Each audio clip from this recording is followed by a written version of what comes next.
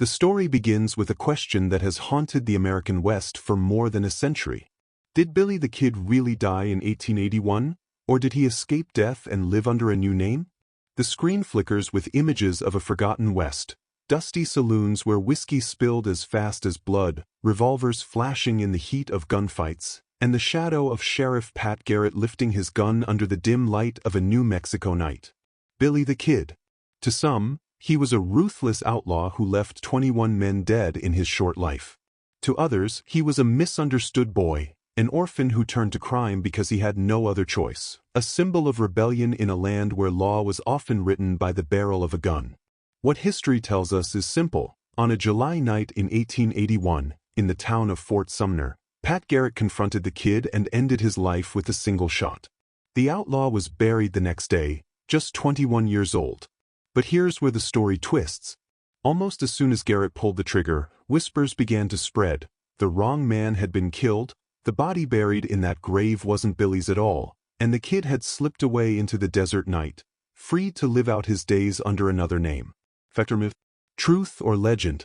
That's the mystery we're about to unravel. Before he became the most infamous outlaw of the Wild West, Billy the Kid was just a boy named Henry McCarty. Later, he would go by William H. Bonney, the name history remembers, but his beginnings were far from legendary. Born around 1859, likely in New York City, Henry grew up in a world of hardship. His father either died or abandoned the family early, and by the time Henry was a teenager, his mother, Catherine, had moved them westward, chasing opportunity like so many families of the era. But the frontier was unforgiving. Catherine struggled with illness and died of tuberculosis when Henry was still just a boy, leaving him an orphan before he had even turned 15. Alone, restless, and poor, Henry quickly slipped through the cracks of society. He drifted through boarding houses and the dusty streets of New Mexico towns, a skinny kid with bright eyes, an easy smile, and a charm that made him memorable. Those who knew him later swore Billy had something special. He could sing, crack jokes, and light up a saloon with his presence. Unlike many hardened outlaws, he didn't seem cruel or joyless. But poverty doesn't wait for charisma to pay the bills. Henry began with petty theft, stealing food and clothes, just enough to survive. At 16, he was arrested for stealing laundry, of all things. It might have been the end of his story, just another poor boy swallowed by the system, but Henry escaped custody. That small act of rebellion marked the beginning of his transformation. Soon his crimes escalated. Horses were the lifeblood of the frontier, and stealing one was no small offense. Yet young Henry, now drifting toward his alias, William H. Bonney, began to do just that. He had a knack for it, slipping away with other men's property and vanishing into the desert. The Kid was fast on his feet, clever with disguises, and always seemed to stay one step ahead of the law. What made him stand out was not just his law-breaking, but his personality. He wasn't a hulking brute or a merciless killer. He was slight, even boyish, barely weighing 120 pounds, with a disarming grin. He could talk his way out of trouble, laugh with strangers, and win over those who might otherwise have turned him in. Women liked him, children admired him, and even some lawmen grudgingly respected his boldness. Still, the path he had set upon could only lead one way. From petty thief, Henry McCarty was becoming Billy the Kid, a name that would soon echo across the territories. And as the West hardened around him, so did his life. Gunfights, rustling, and murder would follow.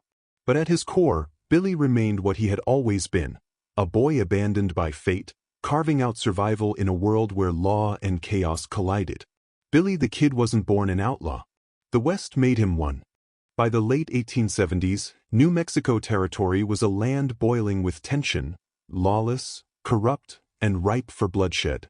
At the heart of it all was a brutal feud that would come to define Billy the Kid's legend, the Lincoln County War of 1878. The conflict wasn't just about cattle or land, it was about power. Two rival factions, one led by Lawrence Murphy and James Dolan, the other by John Tunstall and Alexander McSween, fought for control of trade and ranching in Lincoln County. The local sheriff and courts were often in Murphy's pocket, leaving Tunstall's side at a disadvantage. When John Tunstall, who had been something of a mentor and father figure to Billy, was murdered by Dolan's men, the young outlaw's path became set in stone. Billy joined a vigilante group called the Regulators, sworn to avenge Tunstall's death and bring his killers to justice. But justice in frontier New Mexico was anything but clean. What began as retaliation spiraled into open warfare. Gunfights broke out in the dusty streets, ambushes were staged along lonely trails, and houses were burned to the ground. It was during this time that Billy earned his reputation. He was fast, frighteningly fast, with a revolver. Witnesses claimed he could draw, aim, and fire in less than a second, and stories began to spread that he could shoot a man before the other even cleared his holster. Whether all of it was true hardly mattered. The myth was taking hold. Newspapers across the Southwest painted him as both a dangerous killer and a daring folk hero. But the truth, as always, was more complicated. To his friends, Billy was loyal, even kind, quick to share a joke or serenade with a song by the campfire. To his enemies, he was a ruthless gunman who thought nothing of pulling the trigger. Historians still debate how many men Billy actually killed. Some say 4 or 5. Others put the number closer to 20. What is clear is that the violence of the Lincoln County War trapped him. Once you shed blood in the Wild West, the law, corrupt or not, rarely gave second chances. By the end of the war, Billy was no longer just Henry McCarty, the orphan boy. He was Billy the Kid, a name whispered in fear and fascination alike. For some, he was a cold-blooded outlaw. For others, he was a young man caught in a feud far bigger than himself, forced into the role of gunslinger simply to survive. The Lincoln County War may not have made him rich, but it made him immortal. The desert winds carried his legend, and every new story about his speed, his laugh, or his narrow escapes only added fuel to the fire. Billy the Kid was no longer just a boy. He was an outlaw icon, and there was no turning back. By the late 1870s and early 1880s, Billy the Kid was no longer just another gunslinger drifting through the deserts of New Mexico. He had become something larger, a legend in the making. To his enemies, he was a ruthless outlaw who had taken too many lives to count. To others, he was a folk hero, a kind of Robin Hood of the West, young, charismatic, and seemingly invincible in the face of the law. What set Billy apart wasn't just his quick draw or his reputation as a deadly shot. It was his uncanny ability to slip away from danger, even when the odds were stacked against him. His escapes became the stuff of dime novel glory, cementing his place in frontier folklore. One of the most famous episodes came after he was captured and sentenced to hang for the murder of Sheriff William Brady during the Lincoln County War. In April 1881, Billy was being held in the Lincoln County Courthouse, guarded closely by 2 deputies. Shackled and awaiting certain death, most men would have resigned themselves to fate. But Billy the Kid was not most men. In a sudden burst of daring, he managed to overpower his guards. Accounts vary, but the accepted story is that Billy grabbed a pistol, shot both deputies dead, one of them at point-blank range with his own weapon, and freed himself from his irons. He then made his way to the window, commandeered a horse, and rode out of Lincoln with the sun setting behind him. Witnesses swore they saw him laughing as he vanished into the desert, as though even the hangman's noose couldn't catch him. News of this escape electrified the frontier. Newspapers across the country picked up the story, embellishing every detail. Headlines branded him both villain and hero. The boy outlaw cheats the gallows, and Billy the Kid strikes again. His youth only added to the fascination. He was, after all, still barely in his 20s, with a boyish face that belied the violence of his life. Wanted posters began to spread, offering rewards for his capture, dead or alive. The posters usually described him as slim, blue-eyed, and barely over 5 feet 8 inches, but it was his reputation, not his appearance, that haunted lawmen. The very mention of his name was enough to make settlers nervous and treasure-hungry journalists eager to print. Every new rumor, every alleged sighting added fuel to the fire. Billy's notoriety wasn't confined to New Mexico anymore. It was spreading across the entire West. Eastern readers, far removed from the harsh realities of frontier justice, devoured tales of the kid's exploits with the same excitement they reserved for Wild West shows and adventure novels. In their eyes, he was more than a criminal. He was a symbol of youthful defiance, a rebel standing up to corrupt sheriffs and powerful ranching barons. Of course, the truth was far more complicated. Billy the Kid wasn't robbing the rich to feed the poor. He was fighting for survival in a brutal, lawless land where allegiances shifted with the wind. But legends rarely bother with nuance. The escapes, the wanted posters, the bodies left behind, all of it blended into the larger-than-life myth. By the spring of 1881, Billy the Kid was the most famous outlaw in America. And with fame came hunters, men determined to prove themselves by finally putting an end to the legend. By 1881, Billy the Kid's legend had spread far beyond the deserts of New Mexico. To some, he was a ruthless killer with a growing body count. To others, he was a folk hero, a boyish outlaw thumbing his nose at corrupt lawmen and businessmen who ruled the territory. But one man was determined to end Billy's story once and for all: Sheriff Pat Garrett. Garrett, a tall, calculating lawman, had once known Billy personally. The two weren't friends, but they moved in the same circles, and Garrett understood the kid better than most. When he became sheriff of Lincoln County, he swore to capture or kill the young outlaw. In late 1880, after a string of pursuits, Garrett finally arrested Billy and secured a conviction for murder. Billy was sentenced to hang. But, true to his legend, he pulled off his most daring escape yet, killing 2 deputies in the process and disappearing into the scrubland. That escape humiliated Garrett and sealed Billy's fate. The governor and newspapers across the country demanded justice, and Garrett knew that only Billy's death would satisfy them. By the summer of 1881, Garrett received word that Billy had returned to a familiar haunt, Fort Sumner, a small settlement on the Pecos River. Billy had friends and supporters there, including a young Mexican family who often sheltered him. On the night of July 14, 1881, Garrett and 2 deputies slipped quietly into town. Accounts of what happened next differ, but the most widely told version goes like this. Billy entered the home of his friends, the Maxwell family, sometime after midnight. Hungry, he asked for food. At nearly the same moment, Pat Garrett was waiting in the darkened bedroom of Pete Maxwell, one of Billy's closest allies. As Billy stepped into the room, he noticed a shadowy figure by the bed. Startled, he allegedly called out in Spanish, "¿Quién es? ¿Quién es? Who is it? Who is it?" Before Billy could react further, Garrett fired. A single bullet struck the figure in the chest, killing him instantly. Garrett declared it was Billy the Kid. Just like that, at only 21 years old, the most infamous outlaw in the West was dead. But almost immediately, questions began to swirl. Garrett moved quickly. The next morning, he arranged for the body to be buried in Fort Sumner's cemetery. Few people were allowed to view it, and those who did later gave contradictory statements. Some said the dead man had scars that matched Billy's. Others insisted the features didn't line up. Confusion only deepened because Billy was half Irish, fair-skinned, and relatively small, while the corpse was described by some witnesses as darker and heavier. Why the rush?